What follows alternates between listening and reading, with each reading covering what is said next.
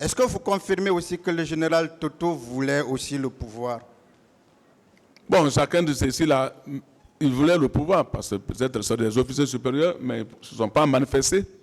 Toujours ce jour-là, je voudrais que vous disiez publiquement qui avait humilié le général Toto. Est-ce que Marcel? Est-ce que M. Diakité? Ce jour-là, personne n'a humilié le général Toto. Ce jour-là? Ce jour-là, Il personne. l'avait humilié. Personne. Parfait.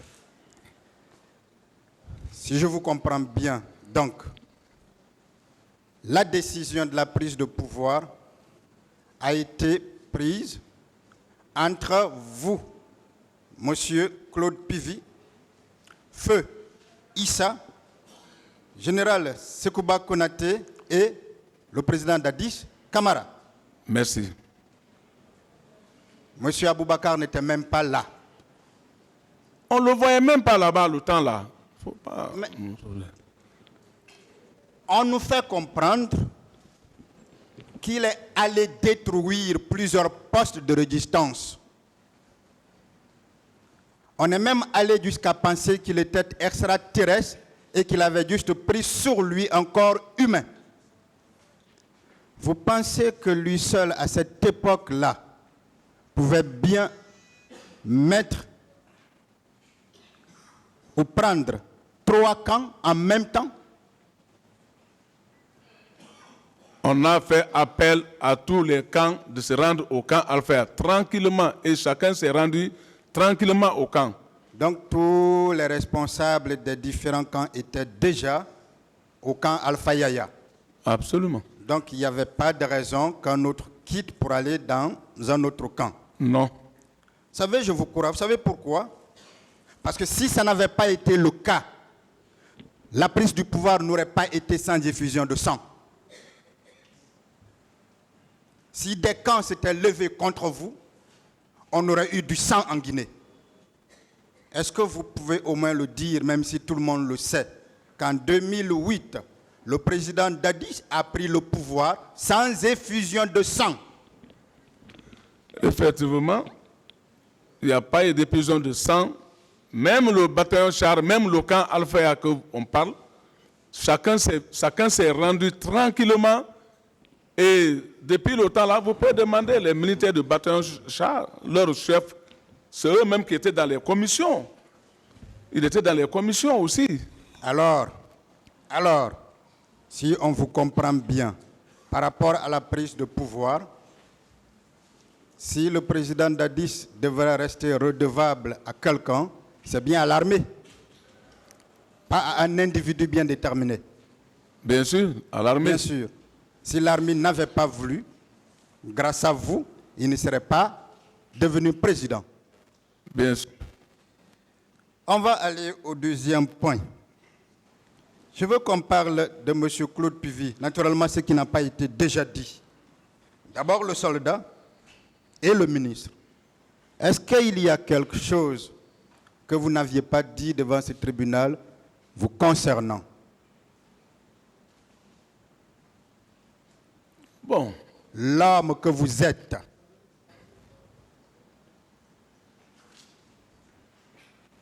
On en parlé d'autres ici, devant ce tribunal. D'autres choses que vous avez fait pour le bien de notre pays.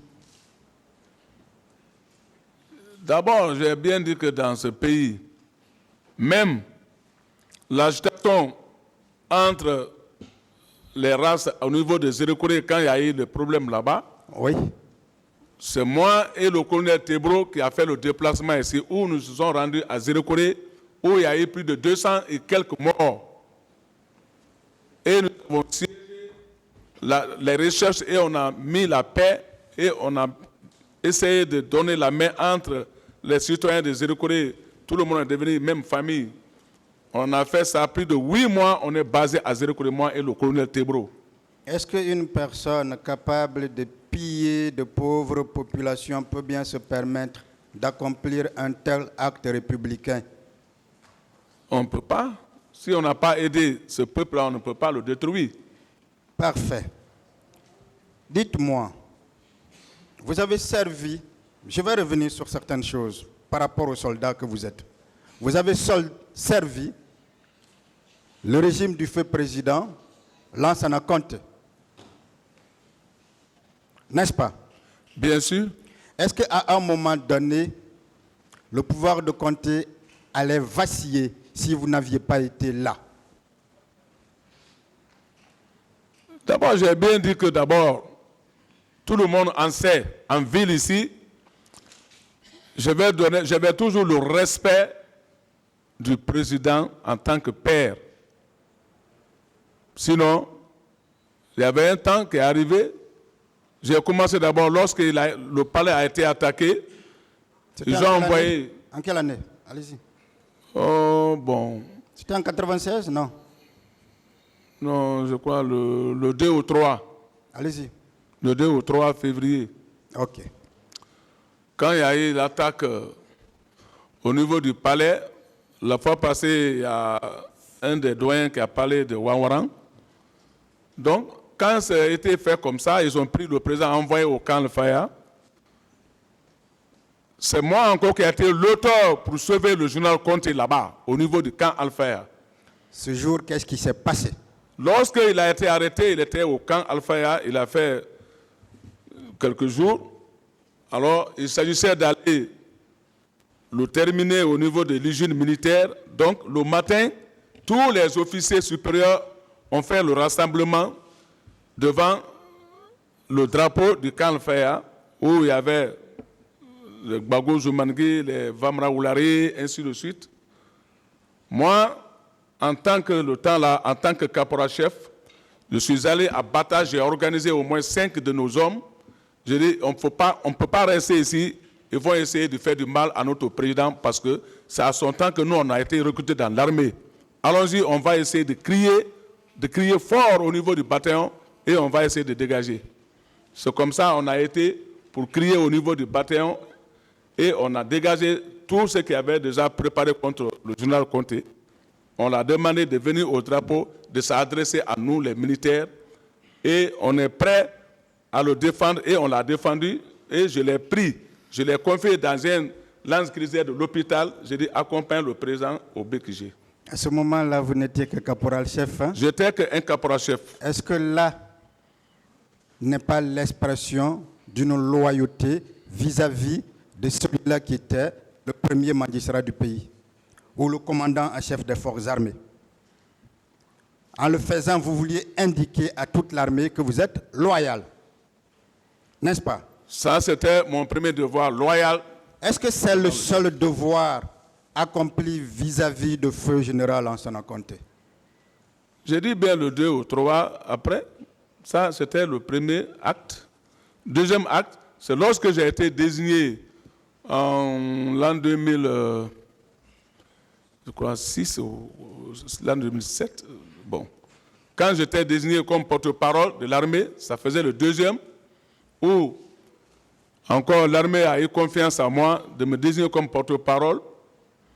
Et ce jour-là, j'étais avec l'armée, mais j'étais en tête du mouvement.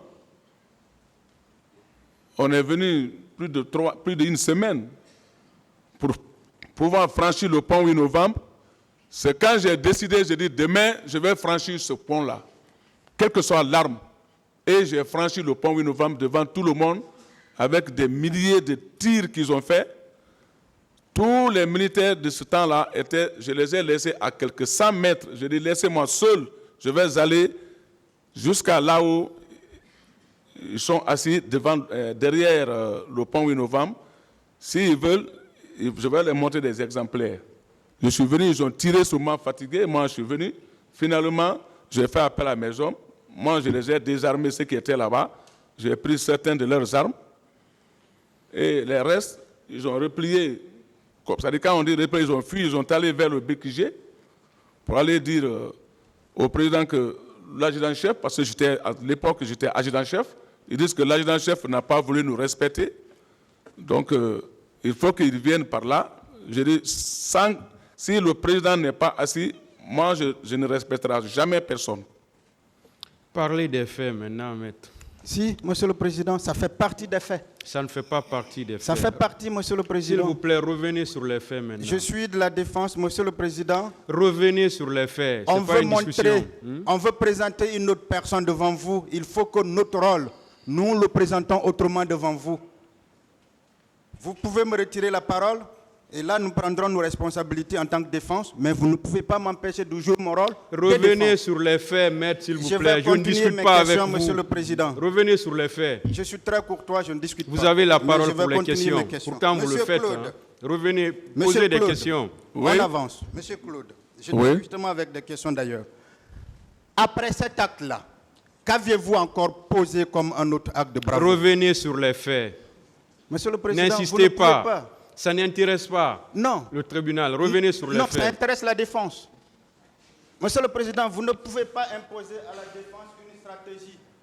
Ça, vous ne pouvez pas. J'ai suivi ce procès-là du début à la fin. Tout a été dit.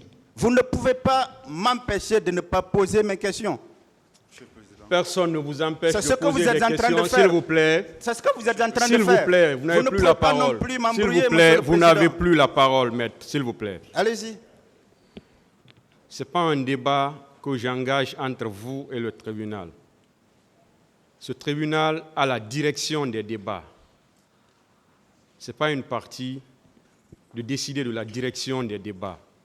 Si le tribunal constate que les faits ou la direction prise par une partie n'apportent rien au débat, le tribunal peut bien le cadrer et lui demander de prendre la bonne direction. Et c'est ce que le tribunal est en train de faire. Conformément aux Président, dispositions je de connais le l'article, contenu s'il vous de plaît, l'article vous n'avez pas la 400 parole, du vous Code laissez de le procédure tribunal pénale. parler. Ça ne va pas. L'article 400 ne vous permet pas d'aller contre les droits de la défense. Vous n'avez Nulle pas la part, c'est parole, écrit. maître. Vous continuez dans ce sens, le tribunal sera obligé de vous dire de quitter la salle. Il y a aucun Parce que souci. vous n'avez pas la parole. Ça fait partie des pouvoirs du tribunal. Mais encore qu'on aurait compris au moins que le tribunal ne veut pas le respect des droits de la défense. Ça ne gênerait pas.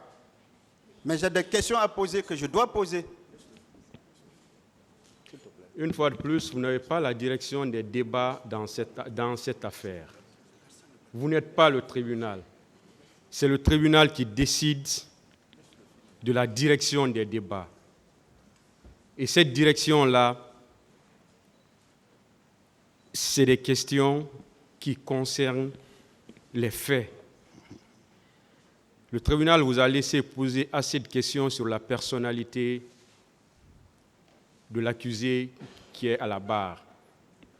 Une fois de plus, si le tribunal vous dit de revenir sur les faits, vous ne devez même pas discuter.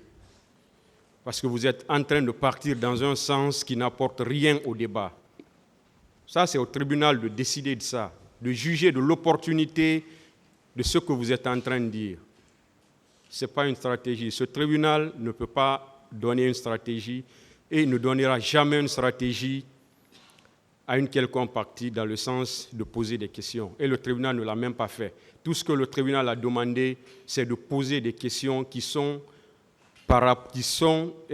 vont dans le sens des faits. C'est tout ce que le tribunal vous a demandé. Si vous engagez maintenant des débats ou des discussions avec le tribunal, ça devient autre chose.